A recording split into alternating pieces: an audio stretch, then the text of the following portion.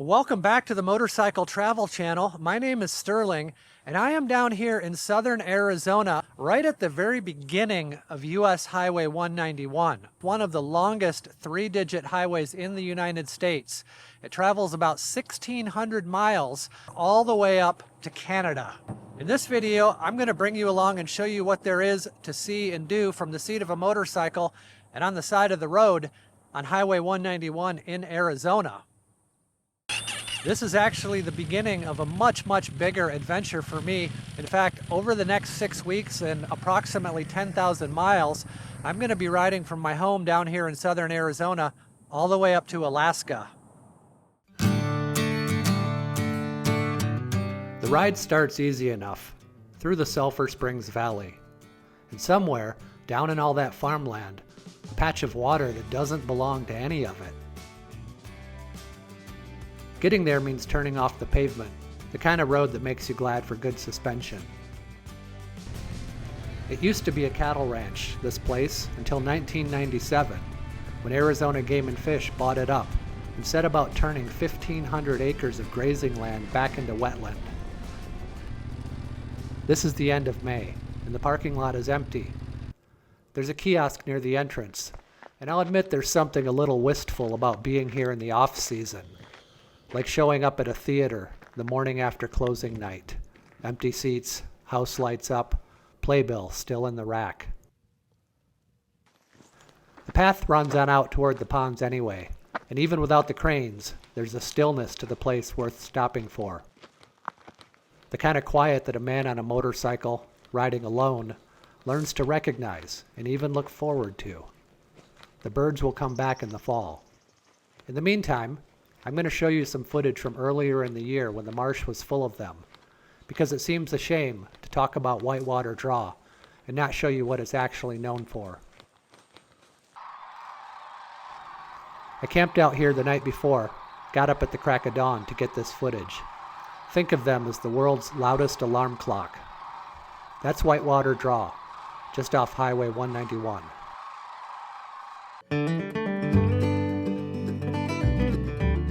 It's easy to let your eyes wander across the wide open basin of the Sulphur Springs Valley and assume that nothing was ever here. The desert's kind of got a way of swallowing up human enterprise, that men hauled out here at great expense. But tucked just to the east of the Dragoon Mountains lies what remains of the historic township of Pearce.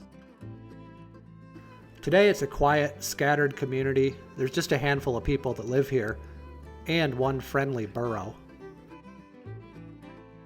But right around the turn of the 20th century, this patch of desert was home to more than 1,500 people, and it was widely considered the richest gold strike in the entire state. The story of Pearce began in 1894 with a Cornish immigrant named James Pearce. He was a miner and a cattleman who, according to the local lore, he was out tracking down stray livestock when he sat down on a rocky ledge. He struck a rock with his hammer and split open a vein of quartz that practically glistened in the midday sun. That accidental discovery became the Commonwealth Mine, and over its operational lifetime, miners pulled over 1 million tons of ore out of nearly 20 miles of underground tunnels. In a time when gold was just $20 an ounce, the Commonwealth generated over $30 million in wealth, and that anchored a boomtown that briefly rivaled the wild reputation of nearby Tombstone. By 1930, the richest veins of the Commonwealth were spent, and the Great Depression dealt the final blow. The mills fell silent, the railroad tracks were eventually pulled up, and the people packed what they could carry and slipped away. While most of the miners' canvas tents and wooden shacks have dissolved into the dirt, A few monumental anchors still stand. This is the Soto Brothers in Renaud store. It was constructed in 1896, and it served as the literal hub of commerce for ranchers, outlaws, and miners alike. Today it's for sale if anyone wants to buy a living piece of ghost town history. Just across the way sits the old Pearce jail, poured from solid concrete in 1915. Standing outside the iron bars, you can almost hear the echoes of the old territory. To truly understand the people who built this place, you have to travel just a short distance west of town to the Pearce Cemetery.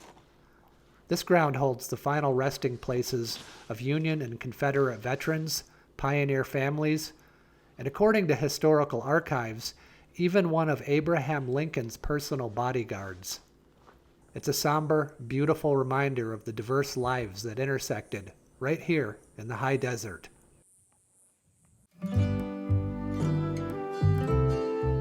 This is Highway 191 rolling into Willcox. Unhurried, wide open, cotton fields giving way to grazing land. And then, without much fanfare, you're in town. And you can tell right off that you're somewhere that means it, because right here on Main Street are actual cowboys in actual cowboy hats doing the ordinary business of walking down the street. Willcox has called itself the cattle capital of the world for about as long as anyone can remember. And whether or not that title would hold up in a formal dispute with, say, Texas, nobody in Willcox seems terribly worried about it. Here's a faded old advertisement for You Cook 'em Steaks.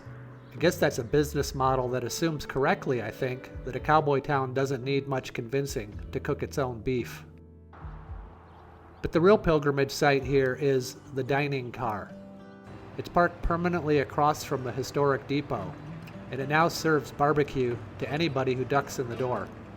Back in the 1980s, the city of Phoenix had a 1929 Pullman dining car on its hands. It was a relic of the old Atchison, Topeka, and Santa Fe line, and they offered it up free to anybody willing to haul it away. Well, free, it turns out, is a relative term. Moving a 70-ton railroad car a couple hundred miles runs about $8,500, as the good people of Willcox discovered. But they paid it gladly, and in 1986 the car rolled into town for good, parked itself across from the old depot, and it's been serving barbecue out of a genuine piece of Santa Fe Railroad history ever since. Which, if you ask me, seems like a fitting way for an old dining car to retire, still doing the one thing it always knew how to do. There's more here than barbecue if you've got the time. A couple of small museums, a winery or two that have quietly turned this valley into wine country as well as cattle country, and a bookstore selling local honey alongside a book about who's buried in the old Willcox Cemetery. One name you might recognize, Warren Earp. He was shot dead on a street corner here in 1900. A man who used to drive the mail stage between Willcox and Fort Grant. Which brings us to the depot itself, where a sign notes that a young cavalry recruit named Edgar Rice Burroughs stepped off the train in 1896 on his way to serve with the 7th Cavalry, before he went home and started writing about Tarzan and John Carter of Mars instead. It's a strange thing to consider, standing here at a small-town depot, that Mars and the African jungle both got their start somewhere around here, in the imagination of a bored young soldier riding a stagecoach that Warren Earp might as well have been driving. But the biggest story in Willcox, and the one most people come for, belongs to Rex Allen. Rex Allen was born on a ranch 40 miles from here, and he went on to star in 19 westerns and narrate half of Walt Disney's nature films. Allen never stopped calling Willcox home, and the museum here holds on to that. His stage costumes, his guitars, his movie posters, and there's a Cowboy Hall of Fame in the back that honors not the movie cowboys, but the working ones, the men and women who actually did the job Hollywood liked to romanticize.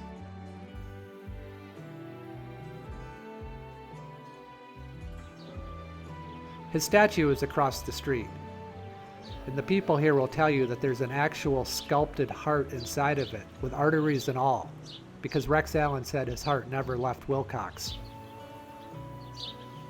At the foot of it lies Coco, his horse. It was buried there so that the two of them wouldn't have to be parted, even in the end.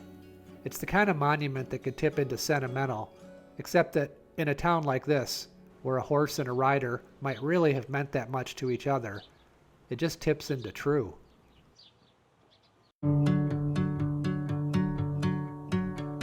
Now we're heading north out of Willcox on 191, straight for the Gila Valley. For most of the ride, Mount Graham holds the whole eastern sky. Mount Graham is about 10,700 feet, give or take, and it's the highest point in southern Arizona.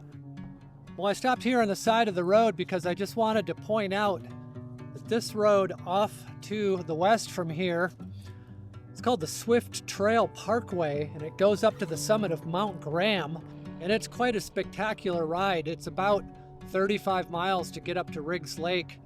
I'm going to keep on the road now and head up through Safford and then into Clifton, and then we will go down another one of the best paved roads in Arizona, quite likely the best paved road in Arizona. We have got some beautiful riding coming up later this afternoon. Safford sits at the foot of all that. The Graham County Courthouse standing at the center of it in red brick and white columns, over a century old now, and still doing the job it was built for. What catches the eye these days, though, are the murals. More than 30 of them, scattered across the buildings downtown, most from one local artist who apparently decided the town needed more color and simply supplied it.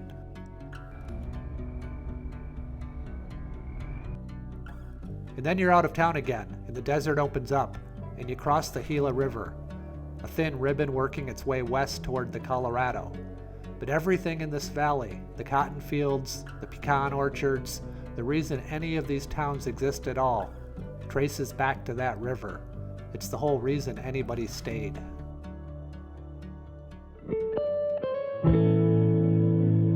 If you follow 191 far enough into the mountains of eastern Arizona, the road eventually just gives up trying to go around things, and it drops you straight down into a canyon. Wedged into the bottom of this canyon is Clifton, a town that doesn't sprawl so much as stack, and cut off from everything else that you get the sense of it being built out of sheer stubbornness, which, as it turns out, is more or less exactly what happened, starting back in the 1870s when copper turned this canyon into one of the wildest, richest mining districts in the territory.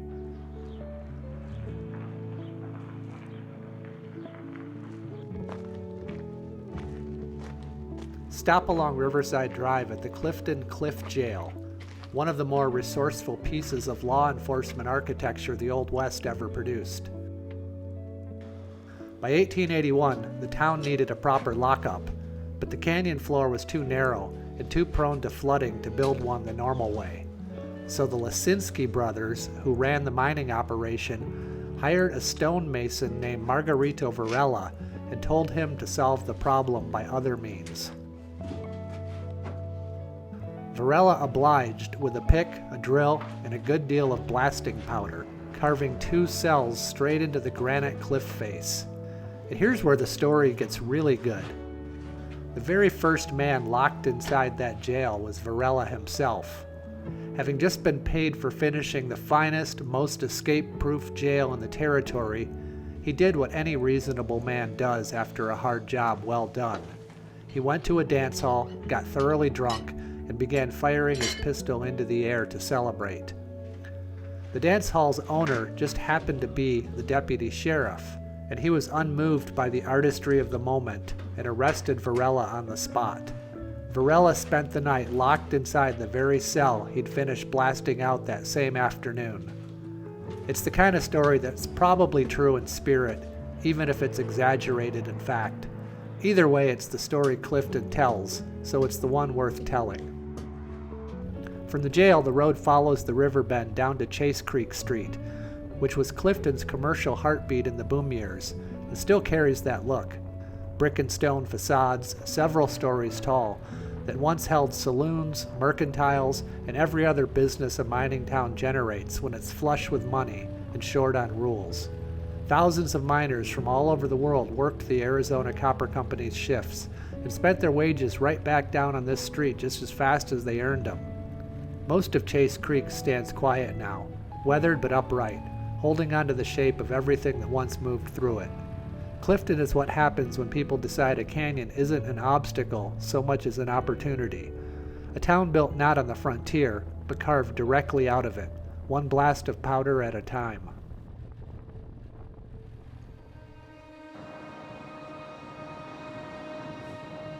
By the time you're climbing out of Clifton Canyon towards Morenci, the road stops feeling like it's simply passing through the landscape and starts feeling like it's negotiating with it. Highway 191 ducks through tunnels blasted straight into the rock, threads beneath conveyor systems and ore crushers, and more than once has had to be moved altogether, rerouted around whatever the mine happened to need next. That's the thing about riding through Morenci. You're not visiting the edge of a mining operation, you're riding right through the middle of one, and it's earned the right to take up that much room. Copper mining started here in 1872, went underground for the better part of 60 years, and then in 1937 switched over to open pit extraction. The pit has been expanding pretty much continuously ever since. So continuously that it eventually swallowed the original towns whole. Not abandoned them, swallowed them. Old Morenci and the neighboring town of Metcalf both went, house by house, street by street, mined out of existence, until by the 1980s there was simply nothing left where they'd stood. The current town of Morenci sits a few miles down the canyon now, on ground the mine hasn't needed yet.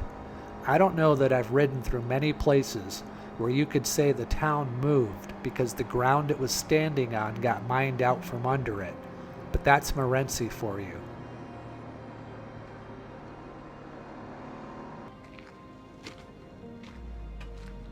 The Overlook does its best to put a number on all of this, and mostly succeeds by just standing a haul truck tire up next to you and letting you feel small.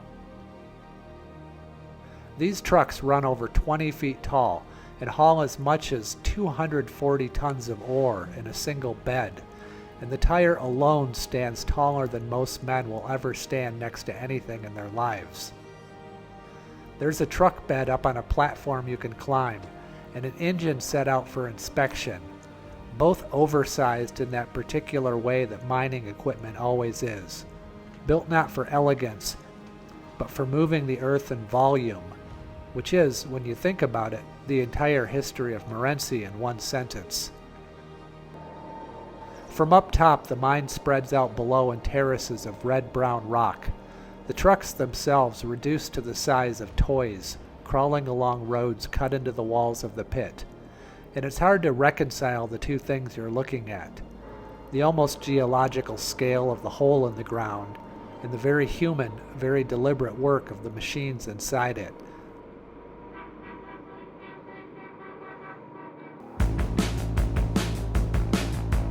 If there's one road on this whole trip a motorcyclist would ride just for the sake of riding it, this is the one.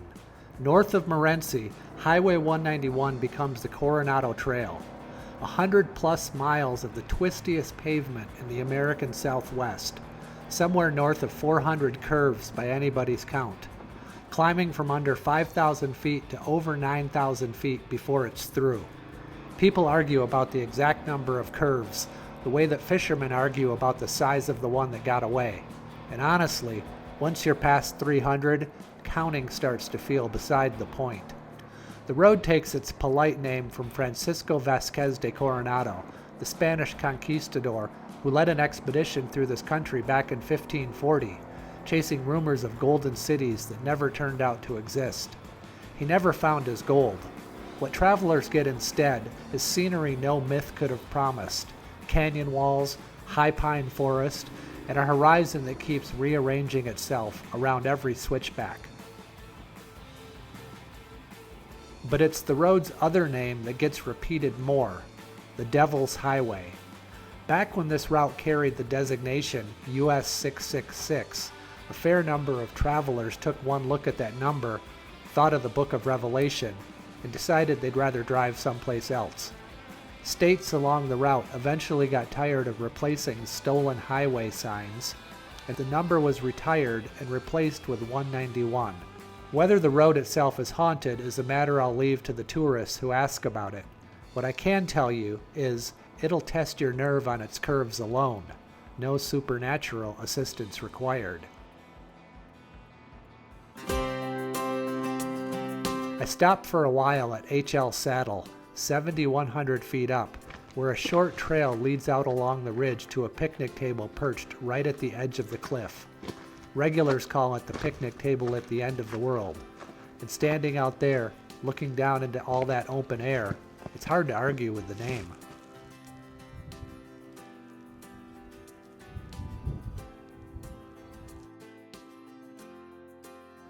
From there, the road does something it rarely does on the Coronado Trail.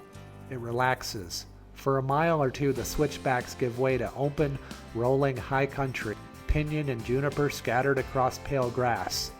The kind of landscape that lets a rider finally exhale.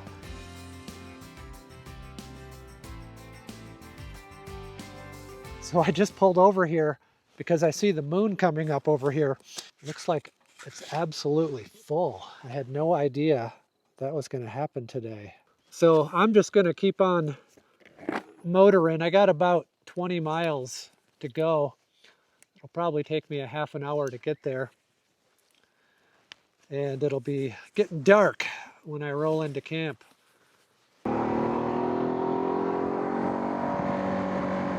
By the time I reach camp, the light's going gold and then gray, the way it does at elevation. Fast and generous both. Somewhere in the ponderosa pine of the Apache Sitgreaves forest, with the temperature already dropping the way it does above 8,000 feet, that's where the day ends. One of the best motorcycle rides in the country, ridden slow enough to actually notice it.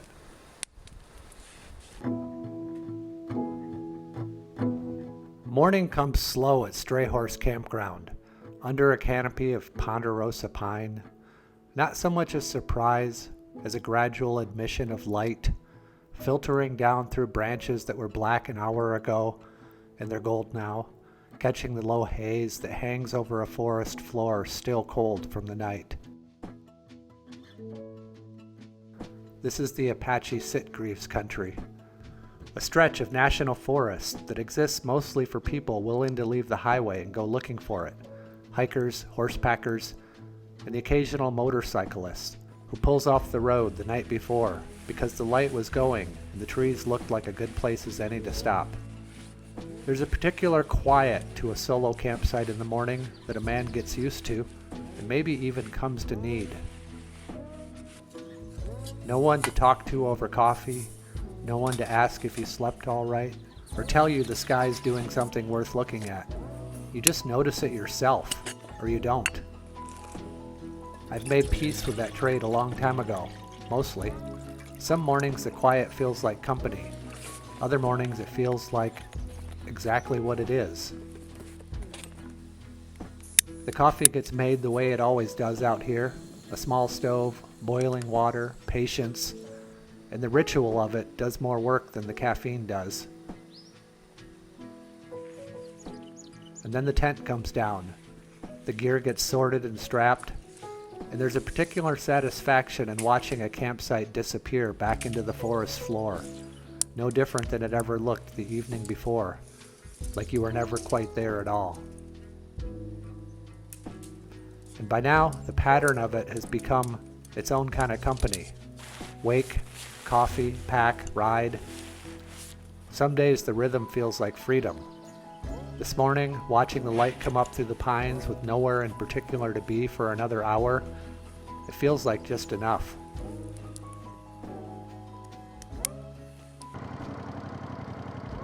And then the bike gets loaded, and the sound of the engine breaks the quiet the forest has been keeping all night. And Alaska, however many weeks and however many miles off, still gets a little bit closer.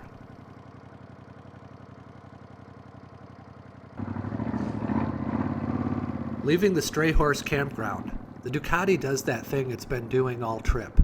That low, even thrum that settles in once the engine's warm. There's something almost meditative about it this early, with the forest still cool and the road empty except for whatever's ahead.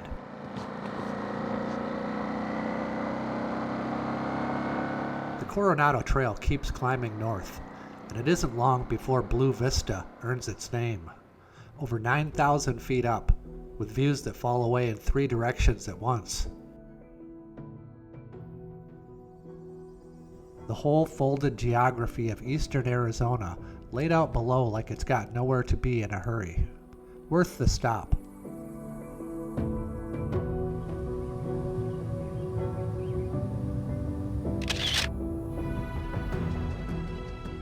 What a great morning. My intention was to get on the road at 7 o'clock.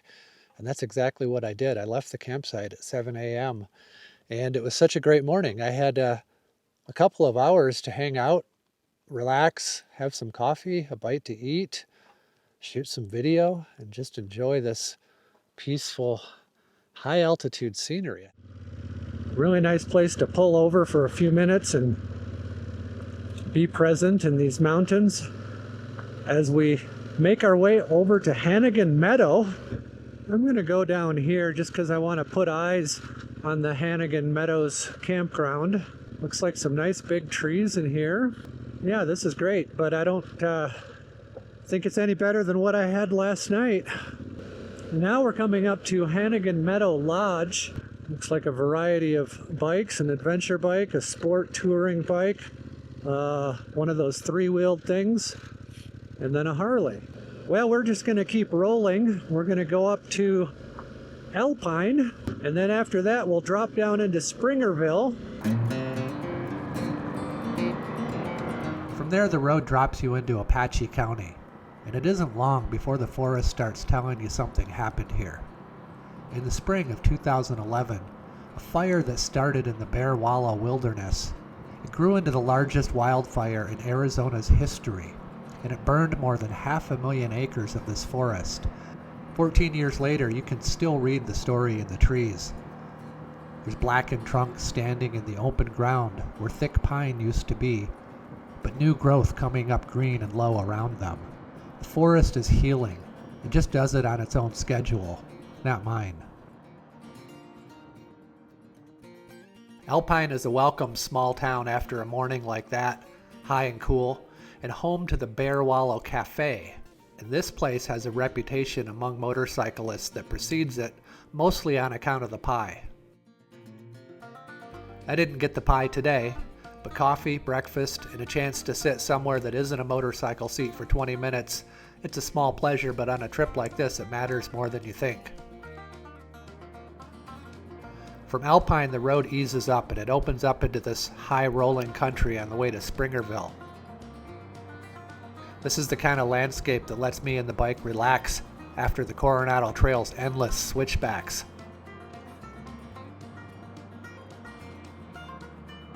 This is a good stretch to fly the drone too. The land spreads out in long green folds under the White Mountains. It's easy, it's unhurried, and I take a fitting exhale after everything the road put me through to get here.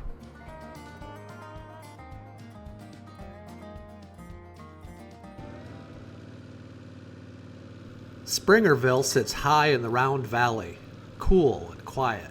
The kind of small town that looks, at first glance, like it doesn't have much to say for itself. It does, though. You just have to know where to stop. Start at the El Rio Theater, right on Main Street, and you're looking at the oldest movie house in Arizona. There's something quietly stubborn about a 110-year-old movie theater still showing movies. Most things don't last that long. This one just keeps deciding to.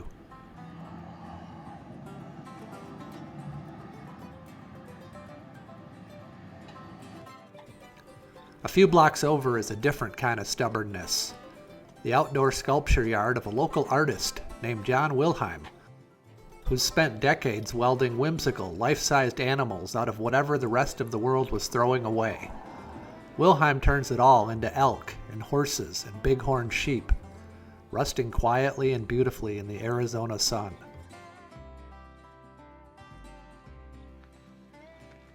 And then there's the cemetery, which is where Springerville's history gets a little stranger, and where two stories separated by more than a century end up occupying the same small patch of ground.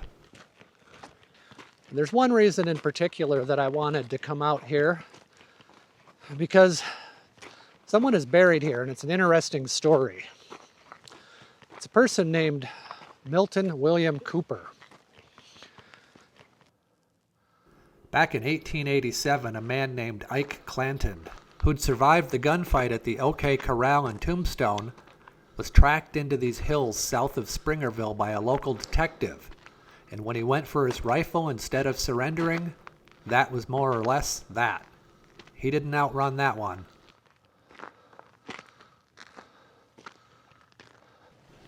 So who was Milton William Cooper? Let's look for his grave, and I'll tell you. Ah, there it is. The gravesite of Milton William Cooper. More than 100 years later, in 2001, a Round Valley resident named Milton William Cooper met a similarly abrupt end. Cooper had made a name for himself as an author and shortwave radio broadcaster, best known for a book called Behold a Pale Horse that became one of the best-selling underground titles of its era, laying out a sprawling web of government conspiracies to an audience that, by the end of his life, numbered in the millions.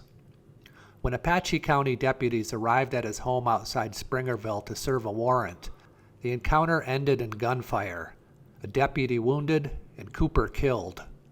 Exactly what happened that night remains disputed between the official account and his admirers to this day, and it's not really my place to settle it. What's certain is that he's buried here in the Springerville Cemetery now, not far from where Ike Clanton met his own end all those years before.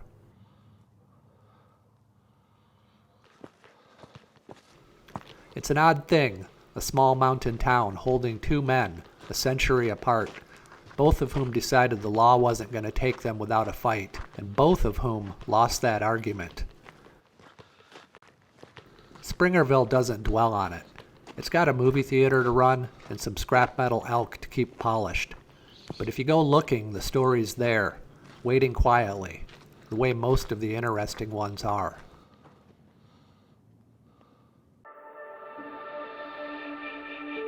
North out of Springerville, the White Mountains fall away behind you. The pines thin out, and the land starts flattening into something a good deal more indifferent to your presence. This is the high desert doing what it does best, reminding you that you're a visitor. St. John's sits partway along, and it's got more architectural ambition than you'd expect from a town its size. The Apache County Courthouse and the old high school building both came from the same El Paso architecture firm, back in the early part of the last century, standing a few blocks apart like two members of the same family who ended up in very different lines of work. It's a small thing, but it's the kind of detail that tells you this little county seat once had someone with real ambition, and maybe reserved for more attention than a passing rider usually gives it. Past St. John's, the road empties out fast. It's a landscape built on distance, where a windmill isn't decoration, it's the whole reason anyone can survive out here at all. This stretch towards Sanders doesn't ask much of a rider, except patience, maybe a little humility. There's a particular kind of solitude to riding through country this open, just sky and distance and the sound of the engine doing all the talking. It's a good reminder of how much this trip has been about that exact trade. Give up a little company and get a lot of room to think.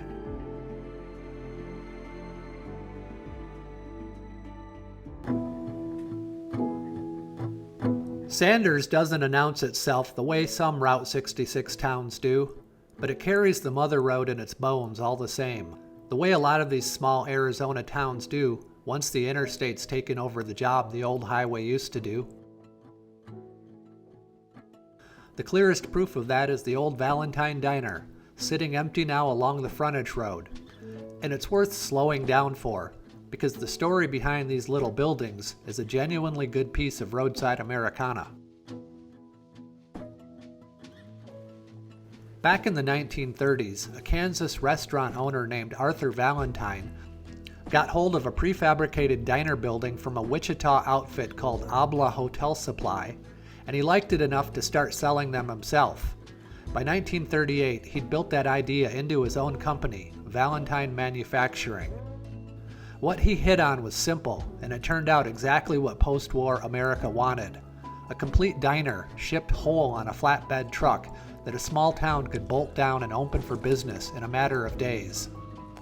Just a counter, 8 or 10 stools, a grill, and a Valentine little red heart-shaped logo on the wall to prove it was the genuine article. Over the next few decades, the company built somewhere north of 2,000 of these things and shipped them into small towns across dozens of states. Plenty of them right here along Route 66, where a diner like this was sometimes the only restaurant a town had. This particular one has wandered further than most. It started out in Holbrook, Arizona in 1946 and moved later to St. John's. And it sat there until a Route 66 native named Edna Middleton spotted it and fell for it, napkin holders and all. She and her husband bought it, hauled it here to Sanders in 1988, and it did well enough that they had to extend it, before finally closing its doors a good few years back. The building's still standing here now, a small monument to an idea that worked for about 40 years. That a diner, like the road itself, ought to be something you could just pick up and move.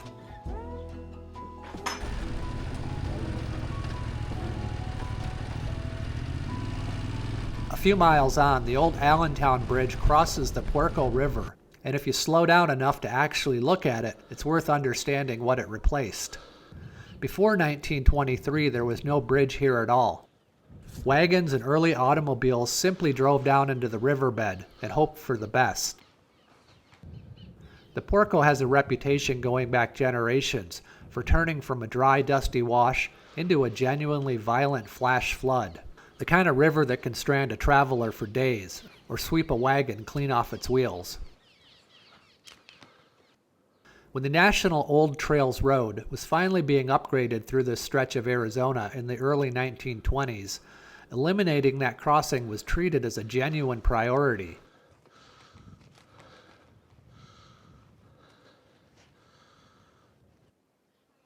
The steelwork came from the Midland Bridge Company out of Kansas City, and here's a small curious footnote.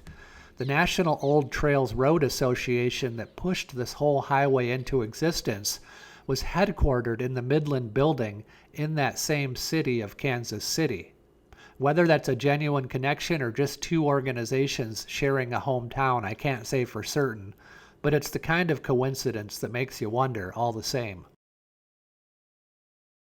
It still stands out here in the desert today, a genuine 100-year-old piece of engineering, doing a much quieter job than the one it was built for.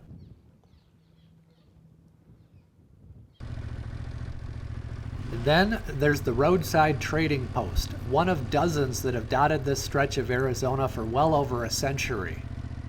This one's smaller and a lot more tourist-facing than the old tradition, and it knows exactly what it is. Turquoise jewelry next to Route 66 shot glasses, hand drums next to painted cow skulls, moccasins and dream catchers, doing business alongside straw cowboy hats. While I was there, a Navajo craftsman came through the door with a stack of his own work to sell to the shop. A small, ordinary transaction that's been happening at posts like this one for well over 100 years. Did you make all those? Yeah. Wow, how long does it take to make one? Only one takes about, 2 hours? One more small, strange, genuinely interesting stop on a road that keeps insisting it has more to show you than you expected.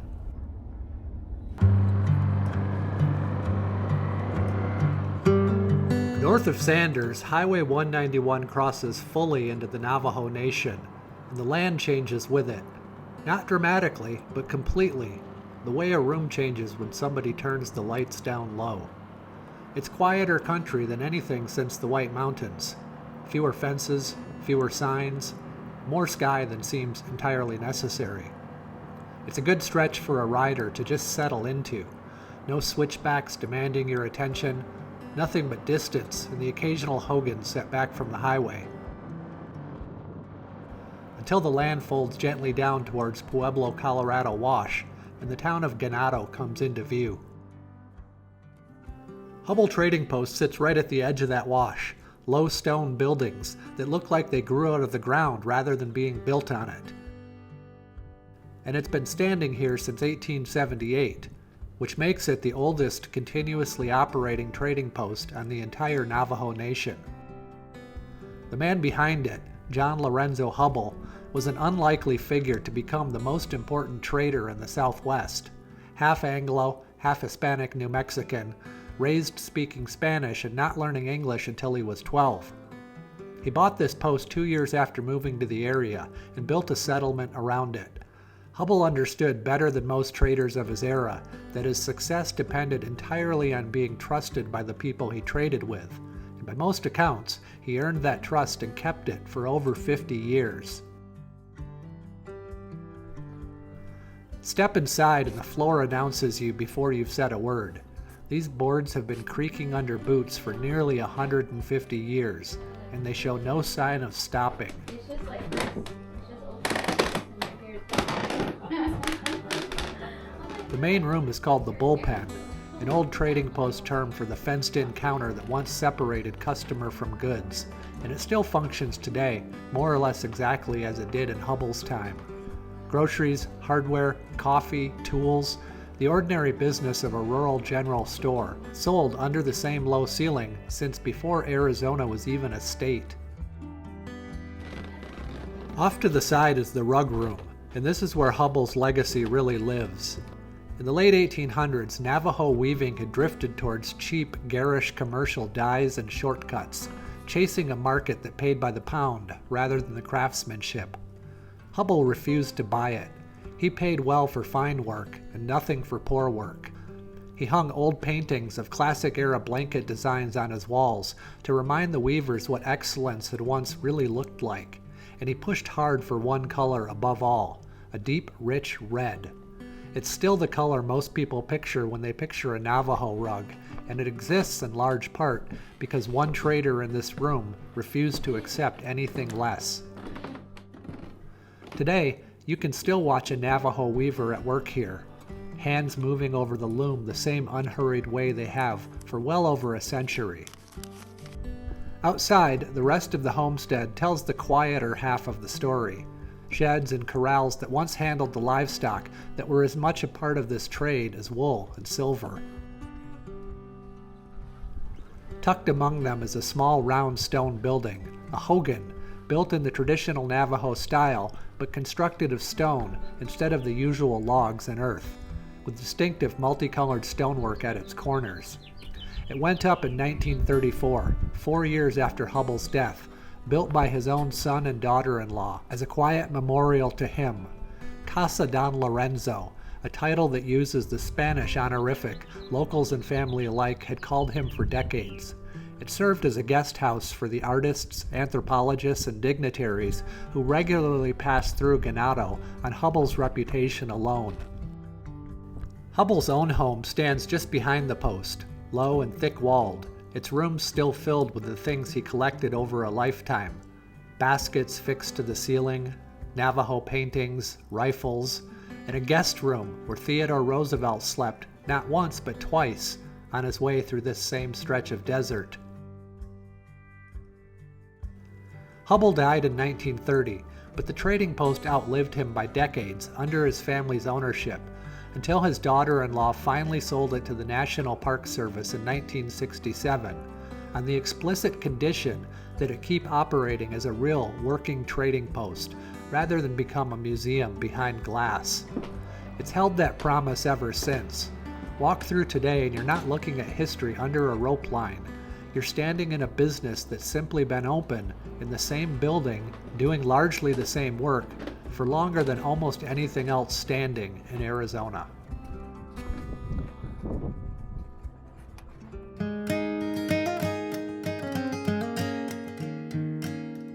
From Ganado, Highway 191 keeps climbing north through the heart of the Navajo Nation. There's no dramatic overlook on this final stretch, no roadside attraction, just miles of open high desert, and a rider left alone with his thoughts as the border gets closer. I'll admit with regret that timing didn't allow a stop at Canyon de Chelly on this leg, and that's worth mentioning because it deserves better than a drive-by. If you're ever riding this road with more time than I had, it belongs on your list.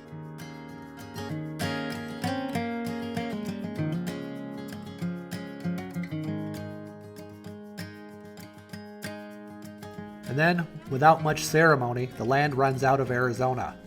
The Utah border arrives quietly, the way state lines on empty highways always do. Just a sign and a shift in jurisdiction on a road that doesn't care in the slightest what state it happens to be crossing. But it's worth pausing on what that sign actually represents.